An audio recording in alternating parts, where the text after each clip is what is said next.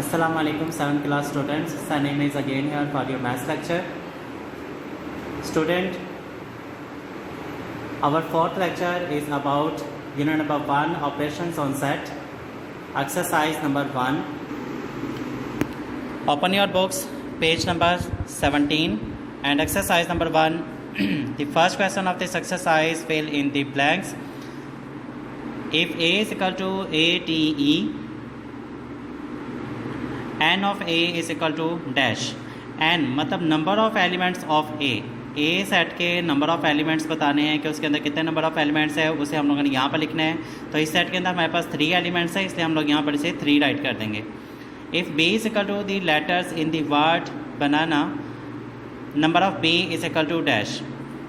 बनाना के अंदर हमारे पास वर्ड अगर देखें तो 1 2 3 4 5 6 नंबर ऑफ़ एलिमेंट्स हैं, लेकिन यहाँ पर मैंने आपको पहले ही बताया था कि सेट के अंदर जो रिपीट हो रहा है उसे हम लोग 1 टाइम काउंट करते हैं। तो यहाँ पर जो ए है वो 3 टाइम्स लिखा हुआ है और जो एन है वो 2 टाइम्स है। तो हम लोग इसे 1 टाइम राइट करेंगे। तो बेसिकली हमारे पास जो बन रहे हैं एलिमेंट्स, वो नंबर ऑफ़ एलिमेंट्स हैं वो 3 हैं, BAN। So number of B is equal to 3। If C is equal to X such that X is the counting number less than 10 से छोटे काउंटिंग नंबर्स का आपने बताना है कि वो कितने नंबर ऑफ़ एलिमेंट्स हैं, वो आपने यहाँ पर लिख देना है। हमारे पास 10 से छोटे 9 नंबर ऑफ़ एलिमेंट्स होते हैं, हम लोगों ने यहाँ पर लिख दिया। D is equal to X such that X is a letter in the word sleeves. Sleeves के अंदर हमारे पास कितने लेटर्स हैं, नंबर ऑफ़ एलिमेंट्स, वो हमने बताने हैं। तो S L आप लोग देखें यहाँ पे कि S भी जो है वो 2 टाइम्स था, E जो है वो 3 टाइम्स है। तो हम लोग यहाँ पे लिखेंगे S L E and V. We have the 4 number of elements. So right here the 4. Fifth one is the if A is equal to X such that X is an odd number divisible by 2. कोई से ऐसे odd numbers बताएं जो हमारे पास 2 के साथ divisible हैं। तो nothing is here. हमारे पास 2 के साथ divisible जो होते हैं वो odd numbers नहीं, वो even numbers होते हैं। तो यहाँ पर कोई भी ऐसा odd number नहीं है जो 2 के साथ divide हो रहा हो, तो हम लोग यहाँ पर लिखेंगे 0। Question number 2, state whether the followings are true and which are false. कौन सी स्टेटमेंट सही है कौन सी गलत है, उसे हम लोगों ने यहाँ पर लिखना है। First one is the zero set is the null set. No, it's false. Null set जो होता है वो एम्प्टी सेट को कहते हैं जिसके अंदर 0 भी राइट नहीं किया जा सकता। उसमें सिर्फ हम लोग फाई का वर्ड सिंबल जो है वो यूज़ करते हैं, या हम लोग जो है वो सेट को कर्ली ब्रैकेट में सिर्फ उसे शो करते हैं, उसके अंदर कोई एलिमेंट नहीं लिखा जाता। So it's false. Second is the equivalent sets contain the same number of elements. Yes, it's true. Equivalent set के अंदर जो होता है वो number of elements same होते हैं। The third, the cardinality of the set of positive integers is infinity. Yes, true. Cardinality, हम लोग जब positive integers की बात करते हैं तो हमें उसमें उसने नहीं बताया कि आपने इस नंबर से लेके इस नंबर तक को देखना है, तो वह इन्फिनिटी तक जाते हैं तो हमारे पास cardinality भी इन्फिनिटी ही होगी। So it's true. Fourth one is the if A intersection B is a null set, then A and B do not have common numbers. अगर हम लोग यहाँ पर नल सेट की बात करते हैं तो नल सेट ऐसा सेट होता है जिसके अंदर हमारे पास कोई भी एलिमेंट नहीं लिखा जाता। तो A B हमारे पास do not have the common element, common number, तो हमारे पास उसके अंदर कोई भी नंबर कॉमन नहीं होगा। It's true. Fifth one is that the difference between 2 sets is equal to their intersection set. False, ये स्टेटमेंट हमारे पास false है। Difference of the 2 set, हमारे पास जो difference of the 2 sets होता है उसमें remaining parts लिखे जाते हैं फर्स्ट सेट के, और उसने आप लोगों से कहा हुआ है is equal to their intersection set, जबकि intersection set के अंदर हम लोग just write the common factors, हम लोग उसमें सिर्फ कॉमन फैक्टर्स को लिखते हैं, और रिमेनिंग में और कॉमन में बहुत डिफरेंस है। तो डिफरेंस ऑफ द सेट में कॉमन एलिमेंट्स को कट कर दिया जाता है, वो नहीं लिखे जाते, जबकि इंटरसेक्शन के अंदर सिर्फ कॉमन एलिमेंट्स लिखे जाते हैं। तो इसलिए हमारे पास ये जो स्टेटमेंट है वो रॉन्ग है। Question number 3,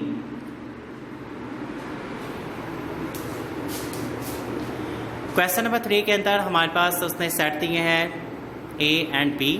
A set is the 2 4 6 8 and B is equal to the 1 3 5। A के सेट में उसने कहा आप लोगों ने कैसे फाइंड करना है A यूनियन B। तो A यूनियन B के अंदर हमारे पास है दोनों सेट्स के एलिमेंट को राइट किया जाता है यूनियन के अंदर, मैंने आपको पहले डेफिनेशन में भी बताया।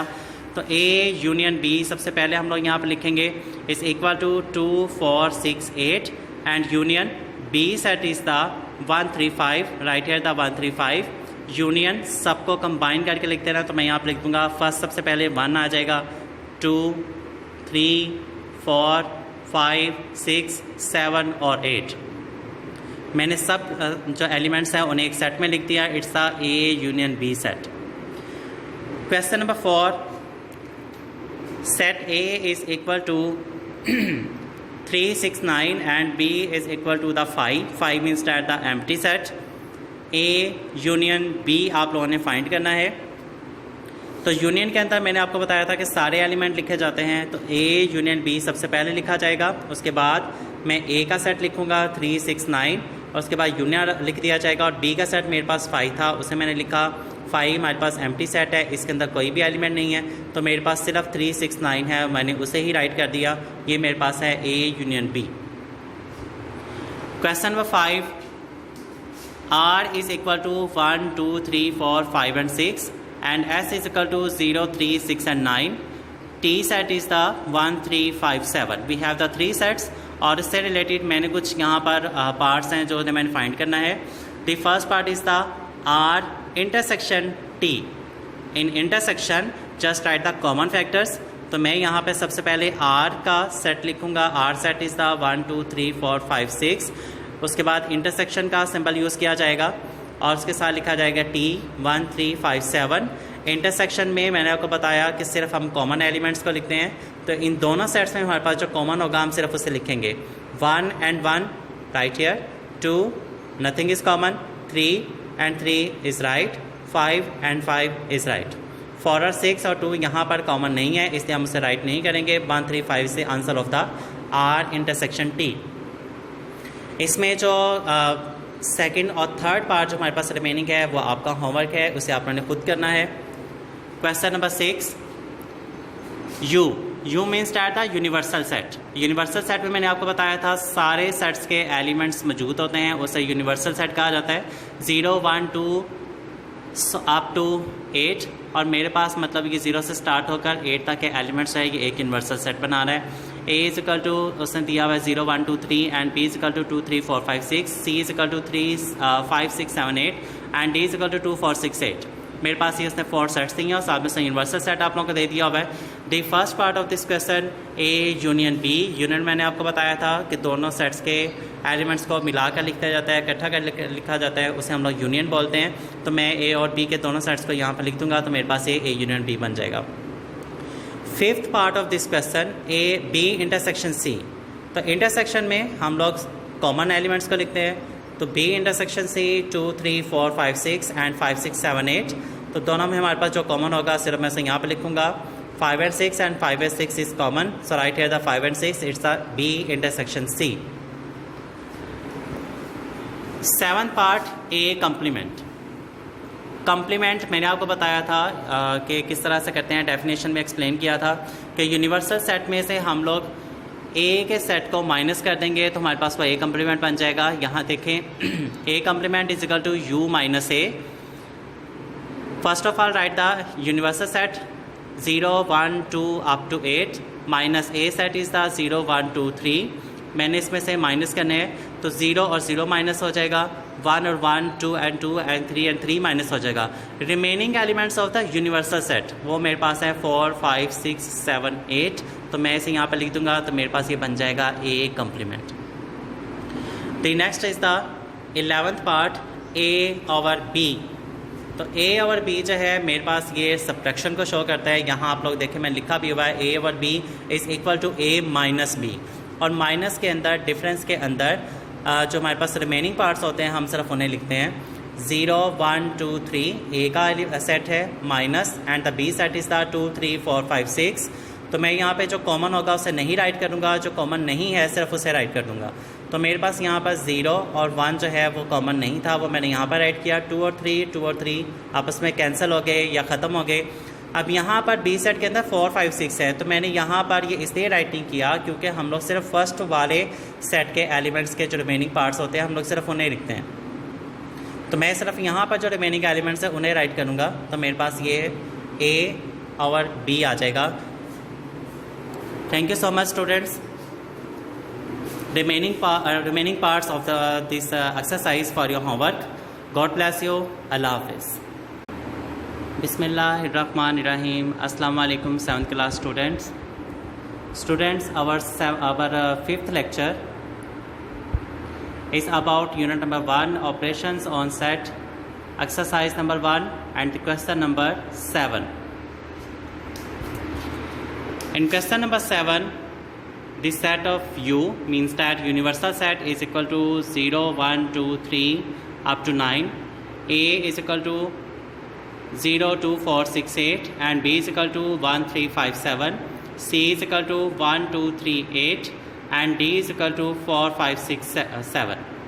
We have the 4 sets and the universal set. The first part of this question, find the values. First is the A union B. जैसे आप लोग पहले क्वेश्चंस में भी कर चुके हुए हैं कि यूनियन के अंदर हम लोग सारे एलिमेंट्स को लिखते हैं. तो मेरे पास A यूनियन B है तो मैं A के सेट को पहले लिखूँगा, उसके बाद मैं यूनियन का सिंबल लगाऊंगा, यूज़ करूंगा, उसके बाद मैं B के सेट को लिखूंगा और इन दोनों के एलिमेंट्स को मिलाकर एक सेट बना दूंगा. तो मेरे पास ये एक A यूनियन B का सेट निकलेगा.